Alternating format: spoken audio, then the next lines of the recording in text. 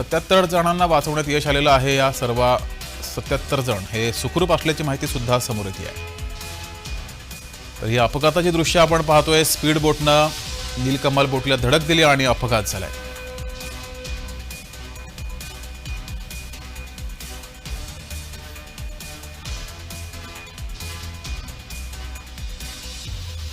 तर दुपारी हा अपघात झालेला आहे। अत्यंत दुर्दैवी अशी घटना घडलेली आहे। एलिफंटाकडे ही बोट निघाली होती। त्यावेळेस या बोटीमध्ये 80 प्रवासी होते। समुद्रातून हा प्रवास सुरू होता। एलिफंटाकडे जात असताना मध्येच भर समुद्रामध्ये नीलकमल या बोटीला नौदलाच्या एका स्पीड बोटीनं धडक दिली आणि त्यानंतर नीलकमल या बोटीमध्ये हळूहळू पाणी शिरायला सुरुवात झाली। त्यानंतर ही बोट पाण्यामध्ये बुडावली आहे। मात्र ज्यावेळेस या स्पीड बोटीने धडक दिली त्यानंतर अत्यंत वेगानं बचाव कार्य सुरू झालं। त्यामुळे या नीलकमल बोटीमध्ये एकूण 80 प्रवासी होते। त्यापैकी 77 जणांना वाचवण्यात यश आले। दुर्दैवानं 3 जणांचा मृत्यू झाल्याची माहिती समोर येते आहे। ही दोन दृश्ये, एकीकडे हा अपघात झाला, दुपारी हा अपघात झाला। 2:30च्या सुमारास ही नीलकमल बोट एलिफंटाकडे जात होती आणि त्याच वेळेस भर समुद्रात स्पीड बोटीने त्यांना धडक दिली।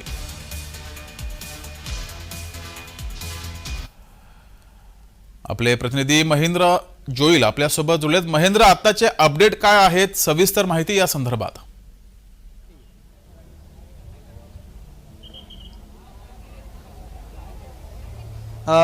जगदीश, 77 जण आहेत ती आतापर्यंत सुखरूप काढण्यात त्यांना यश आलंय। मात्र त्यांना इस्पितळात दाखल करण्यात आलं आहे आणि जी 3 लोक आहेत ती मृत्युमुखी झाली आहेत। आता थोड्या वेळापूर्वी जयंत पाटील यांनी 80 लोक या सगळ्या बोटीमध्ये सामावू शकतात, त्यांची मर्यादा आहे ती 80 लोकांची आहे। मात्र हे नेमकं जे प्रकरण होतं, त्या गाडी जी स्पीड बोट होती ती नेव्हीची होती असं बोललं जातंय, पण ती नेव्हीची होती का त्या संदर्भात आहेत ते पोलिसांशी जे बोलून जयंत पाटील ते आपल्याला प्रसारमाध्यमांना सांगणार आहेत। मात्र जी घटना घडली आहे त्याच्यामध्ये सुरक्षेचा जो पर्यटकांचा प्रश्न आहे, मोठ्या प्रमाणात जे चर्चगेट या गेट ऑफ इंडियावरून एलिफंटा या साईडला जाणाऱ्या ज्या बोटी आहेत त्या मोठ्या प्रमाणात असतात। तुम्ही पाहू शकता ज्या बोटी आहेत ह्या अशा बोटी आहेत त्या भरून येत असतात। मात्र त्यांच्या प्रवाशांचा जो प्रश्न आहे तो ह्या दुर्घटनेनंतर उपस्थित झालाय। एकंदरीत बोटीमध्ये ज्या आहेत त्या लाईफ जॅकेट असतात ते पुरेशा प्रमाणात आहेत का, बाकी बोट व्यवस्थित आहे का, या सगळ्या ज्या गोष्टी आहेत त्या आता प्रखरतेने ज्या आहेत त्या पुढे येऊन त्यांच्यावरती आता प्रश्नचिन्ह उभा राहिलंय। तुम्ही पाहू शकता ज्या बोटी आहेत ह्या त्या बोटी आहेत ज्या प्रवाशांना इकडून एलिफंटा या साईडला घेऊन जातात। मात्र आज जी घटना होती ती नेमकी निष्काळजीपणा होती का की एक दुर्घटना होती? मात्र दुर्घटना असेल तर एवढे 80 प्रवासी असताना त्यांच्या मध्ये 3 प्रवासी आहेत तेच मृत्युमुखी पडले। मग ते पुरेशी जॅकेट व्यवस्था नव्हती, या सगळ्या गोष्टी आहेत त्या समोर आल्यात। मात्र 3:15 वाजताची घटना आहे आणि आतापर्यंत 7:15 वाजलेत। या सगळ्या गोष्टी आता थोड्या वेळात क्लिअर होतील। नौदलाचे अधिकारी आहेत ते तिथे पोलीस स्टेशन जवळ आहेत, कुलाबा पोलीस स्टेशन आहे, तिथे चौकशी आहे। ज्यांची बोट बुडाली आहे ते तिथे उपस्थित आहेत। मोठ्या प्रमाणात प्रसारमाध्यमांची गर्दी आहे। सर्व एकंदरीत थोड्या वेळात क्लिअर होईलच। मात्र परत एकदा तोच प्रश्न उभा राहतोय की जी बोट बुडाली त्या बोटीमध्ये पुरेशी सुरक्षा व्यवस्था होती का, किंवा त्या बोटीला ज्या बोटीने ठोकलंय ती नेव्हीची बोट होती, मग तो निष्काळजीपणा होता?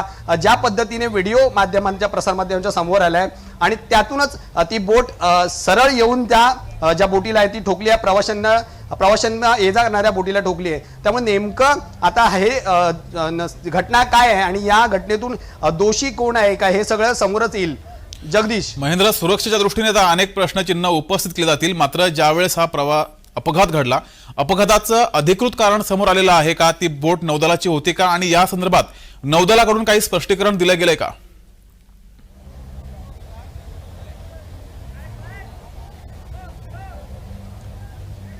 जयंत पाटीलांना ज्यावेळेस हा प्रश्न विचारला असता की ही बोट नौदलाची होती का, तर त्यांनी या गोष्टीवरती पोलिसांशी चर्चा करतो असं सांगितलंय।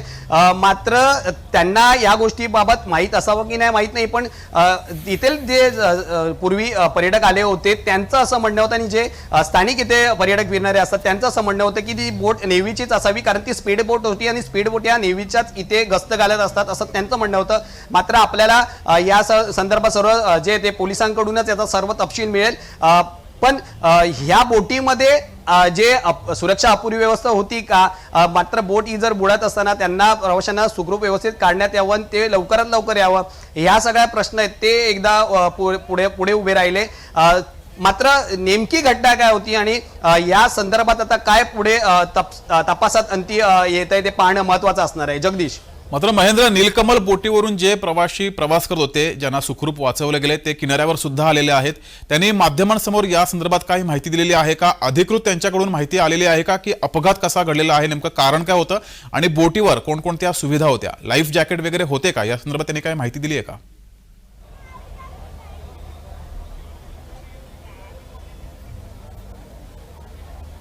अद्याप प्रवाशांना रेस्क्यू केल्यानंतर त्यांना इस्पितला दाखल करण्यात आले. त्यामुळे प्रवासी जे पर्यटक होते, जे प्रवासी होते, त्यांच्याबद्दल जे काही ती सविस्तर आपल्याला जी माहिती आहे ती मिळत नाहीये. मात्र प्रसार माध्यमांना पोलीस हे ते तिथे पोलीस स्टेशनच्या बाहेर काही प्रतिक्रिया देते, हे पाहणं महत्वाचं असणार आहे. नेमका ही घटना कशी घडली आणि ह्यात कोणाची चुकी होती, किंवा ज्या बोटीमध्ये काही सुरक्षेच्या उपकरणं, ती लाईफ जॅकेट असेल तर ती अपुरी होती का, किंवा ज्या बोटीने ठोकलं ती बोटीने निष्काळजीपणाची ती ठोकून दिली आहे का, या सगळ्या गोष्टी आहेत. या थोड्या वेळाने आपल्याला समजून येतील. पोलिसांचे आणि नौदलांचे जे अधिकारी आहेत ते आपल्याला प्रसार माध्यमाने या संदर्भात सविस्तर माहिती देतील. जी महेंद्र, दुपारी जेव्हा ही दुर्घटना घडली, अपघात घडला, त्यानंतर बचाव कार्य कसं सुरू झालं, किती वेगानं बचाव कार्य सुरू झालं होतं?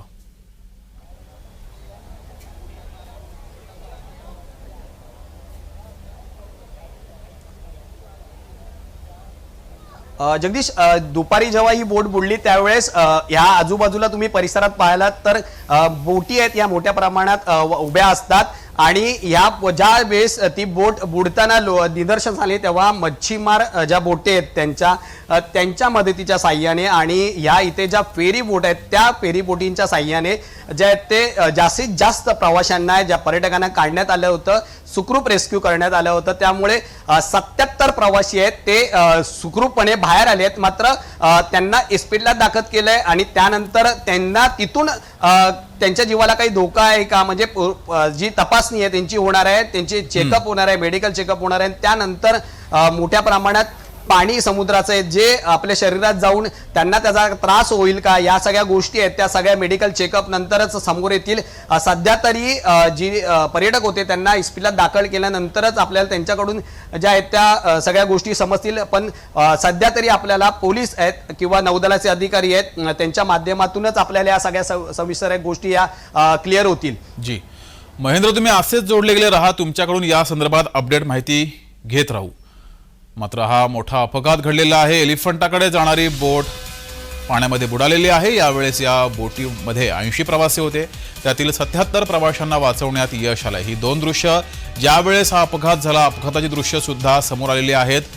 नेव्हीच्या स्पीड बोटनं, नौदलाच्या स्पीड बोटनं नीलकमल या प्रवासी बोटीला धडक दिली. त्यानंतर हा अपघात झालेला आहे. धडक दिल्यानंतर या नीलकमल बोटीमध्ये हळूहळू पाणी शिरायला सुरुवात झाली आणि त्यानंतर ही बोट पाण्यामध्ये बुडालेली आहे. या वेळेस नीलकमल या प्रवासी बोटीमध्ये 80 प्रवासी होते, त्यातील 77 प्रवाशांना आतापर्यंत वाचवण्यात यश आलेलं आहे.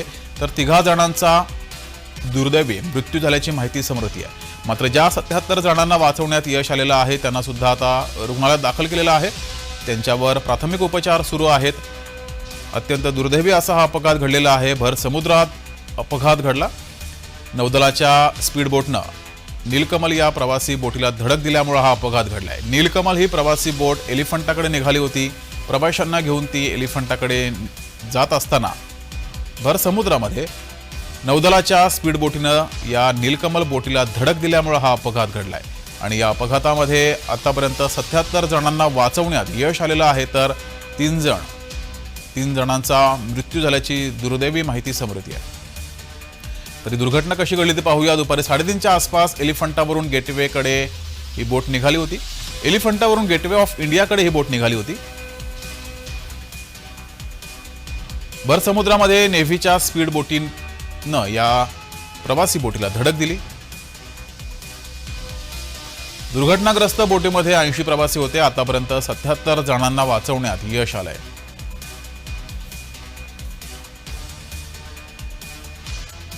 बचाव कार्यात नौदल, तटरक्षक दल आणि स्थानिक मच्छीमार यांनी सहभाग घेतला. अत्यंत वेगानं बचाव कार्य सुरू केलं. तर एलिफंटाकडून ही प्रवासी बोट ही गेटवे ऑफ इंडियाकडे निघाली होती. त्यानंतर हा अपघात झालाय.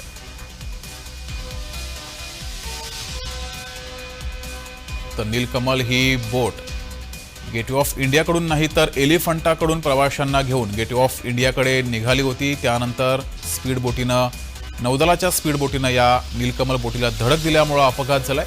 यामध्ये 80 प्रवासी होते बोटीमध्ये. त्यातील 77 जणांना वाचवण्यात यश आलंय. तिघांचा मात्र दुर्दैवी मृत्यू झाल्याची माहिती समोर येते आहे. तर या बातमी संदर्भात अपडेट माहिती समोर येते. आतापर्यंत या संदर्भातील अपडेट माहिती समोर येते. एलिफंटाकडून ही बोट गेटवे ऑफ इंडियाकडे निघाली होती. त्यावेळेस हा अपघात झालाय. 77 जणांना वाचवण्यात यश आलंय. बातमीपत्रात वेळ झाली. तेच थांबण्याची ताज्या बातम्यांसाठी बघत राहा जय महाराष्ट्र.